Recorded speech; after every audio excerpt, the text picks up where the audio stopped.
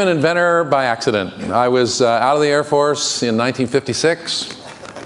No, that's not true. I went in 1956. Came out in 1959, was working at the University of Washington, and I came up with an idea from reading a magazine article for a new kind of a phonograph tone arm. Now that was before cassette tapes, CDs, DVDs, any of the cool stuff we've got now. And it was an arm that instead of hinging and pivoting as it went across the record, went straight, radial linear tracking tone arm. And it was the hardest invention I ever made. But it got me started, and I got really lucky after that. And without giving you too much of a tirade, I want to talk to you about an invention I brought with me today, my 44th invention. No, that's not true either. Golly, I'm just totally losing it. My 44th patent, about the 15th invention.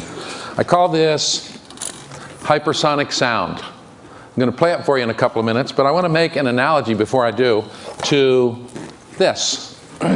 I usually show this hypersonic sound and people will say, that's really cool, but what's it good for? And I say, what is the light bulb good for? Sound, light. I'm going to draw the analogy.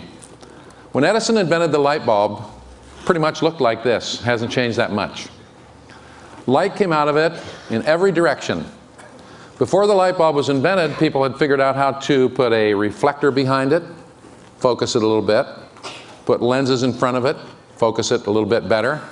Ultimately, we figured out how to make things like lasers that were totally focused. Now think about where the world would be today if we had the light bulb, but you couldn't focus light. If when you turned one on, it just went wherever it wanted to. That's the way loudspeakers pretty much are. You turn on a loudspeaker, and after almost 80 years of having those gadgets, the sound just kind of goes where it wants. Even when you're standing in front of a megaphone, it's pretty much every direction. A little bit of differential, but not much. If the light bulb was the way the speaker is, and you couldn't focus or sharpen the edges or define it, we wouldn't have that, or movies in general, or computers, or TV sets, or CDs or DVDs, and just go down the list of what the importance is of being able to focus light.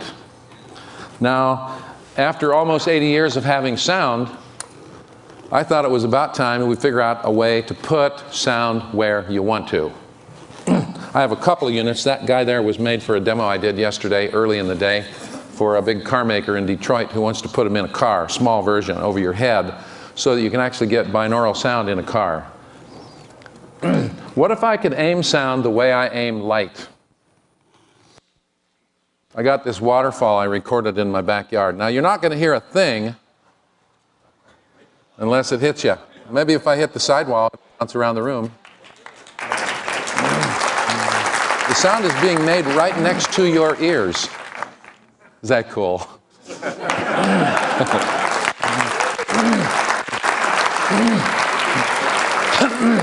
Because I have some limited time, I'll cut it off for a second and tell you about how it works and what it's good for.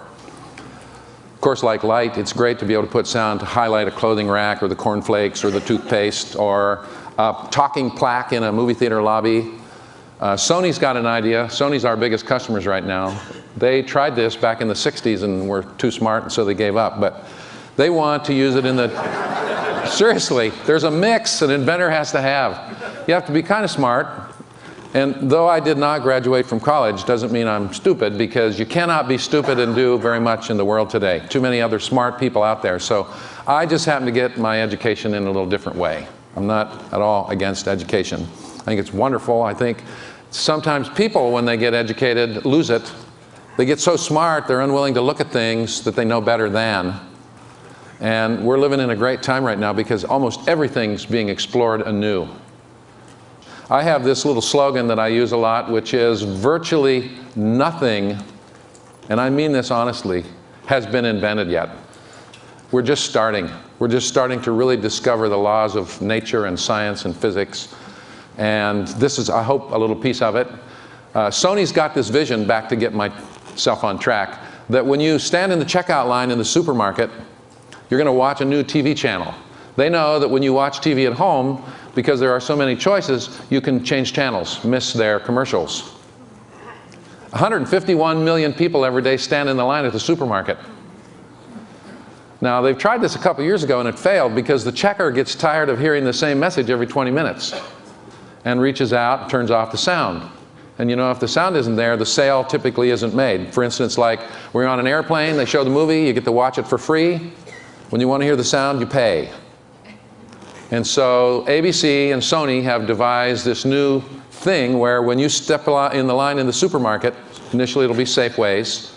It is Safeways. They're trying this in 3 parts of the country right now. You'll be watching TV. And hopefully they'll be sensitive that they don't want to offend you with just one more outlet. But what's great about it, from the tests that have been done, is if you don't want to hear it, you take about 1 step to the side and you don't hear it. So we create silence as much as we create sound. ATMs that talk to you, nobody else hears it. Sit in bed 2 in the morning, watch TV, your spouse is, or someone, is next to you asleep, doesn't hear it, doesn't wake up. We're also working on noise canceling things like snoring, noise from automobiles. I have been really lucky with this technology. All of a sudden, as it is ready, the world is ready to accept it. They have literally beat a path to our door. We've been selling it since about last September, October, and it's been immensely gratifying. If you're interested in what it costs, I'm not selling them today, but this unit with the electronics and everything, if you buy one, is around $1,000. We expect by this time next year it'll be hundreds, a few $100 to buy it. It's not any more pricey than regular electronics. Now, when I played it for you, you didn't hear the thunderous bass. This unit that I played goes from about 200 hertz to above the range of hearing. It's actually emitting ultrasound, low-level ultrasound that's about 100,000 vibrations per second. And the sound that you're hearing, unlike a regular speaker on which all the sound is made on the face, is made out in front of it in the air. The air is not linear, as we've always been taught. You turn up the volume just a little bit, I'm talking about a little over 80 decibels, and all of a sudden the air begins to corrupt signals you propagate. Here's why. The speed of sound is not a constant. It's fairly slow. It changes with temperature and with barometric pressure. Now imagine, if you will, without getting too technical, I'm making a little sine wave here in the air. Well, if I turn up the amplitude too much, I'm having an effect on the pressure, which means during the making of that sine wave, the speed at which it is propagating is shifting. All of audio, as we know it, is an attempt to be more and more perfectly linear. Linearity means higher quality sound. Hypersonic sound is exactly the opposite. It's 100% based on nonlinearity. An effect happens in the air. It's a corrupting effect of the sound, the ultrasound in this case, that's emitted. But it's so predictable that you can produce very precise audio out of that effect. Now, the question is, where's the sound made? Instead of being made on the face of the cone, it's made at literally billions of little independent points along this narrow column in the air. And so when I aim it towards you, what you hear is made right next to your ears. I said we can shorten the column. We can spread it out to cover the couch. I can put it so that one ear hears one speaker, the other ear hears the other. That's true binaural sound. When you listen to stereo in your home system, both ears hear both speakers. Turn on the left speaker sometime and notice you're hearing it also in your right ear. So the stage is more restricted, the sound stage that's supposed to spread out in front of you. Because the sound is made in the air along this column, it does not follow the inverse square law, which says it drops off about 2/3 every time you double the distance. 6 dB every time you go from 1 meter, for instance, to 2 meters. That means you go to a rock concert or a symphony, and the guy in the front row gets the same level as the guy in the back row now, all of a sudden. Isn't that terrific? So we've been, as I say, very successful, very lucky in having companies catch the vision of this, from car makers who want to put a stereo system in the front for the kids, a separate system in the back. Oh, no, the kids aren't driving today. I was seeing if you were listening. Actually, I haven't had breakfast yet. A stereo system in the front for mom and dad, and maybe there's a little DVD player in the back for the kids, and the parents don't want to be bothered with that, or their rap music or whatever. So again, this idea of being able to put sound anywhere you want to is really starting to catch on. It also works for transmitting and communicating data. It also works 5 times better underwater. We've got the military had just deployed some of these into Iraq, where you can put fake troop movements a quarter of a mile away on a hillside. Or you can whisper in the ear of a supposed terrorist some biblical verse. I'm serious.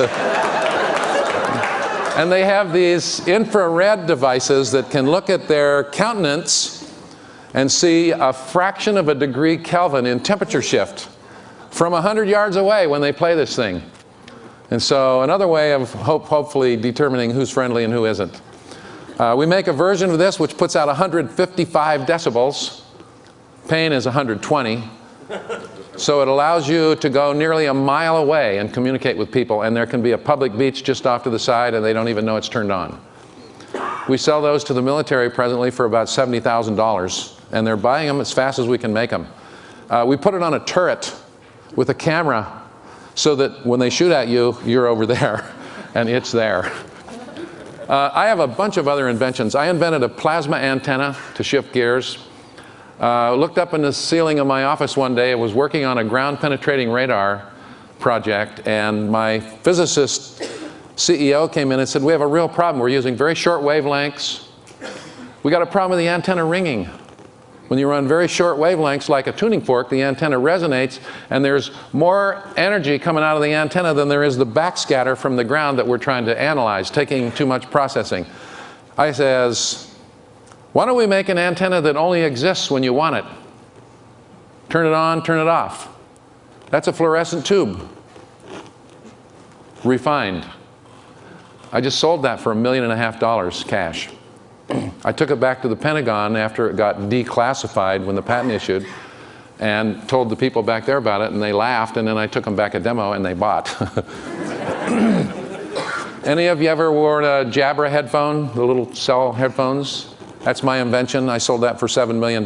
Big mistake. It just sold for $80 million 2 years ago. I actually drew that up on a little crummy Mac computer in my attic at my house. And one of the many designs which they have now is still the same design I drew way back when. So I've been really lucky as an inventor. I'm the happiest guy you're ever going to meet. And my dad died before he realized anybody in the family would maybe hopefully make something out of themselves. You've been a great audience. I know I've jumped all over the place. I usually figure out what my talk is when I get up in front of a group. Let me give you in the last minute one more quick demo of this guy. For those of you that haven't heard it. Never tell if it's on. If you haven't heard it, raise your hand. Getting it? Over there. Get the cameraman.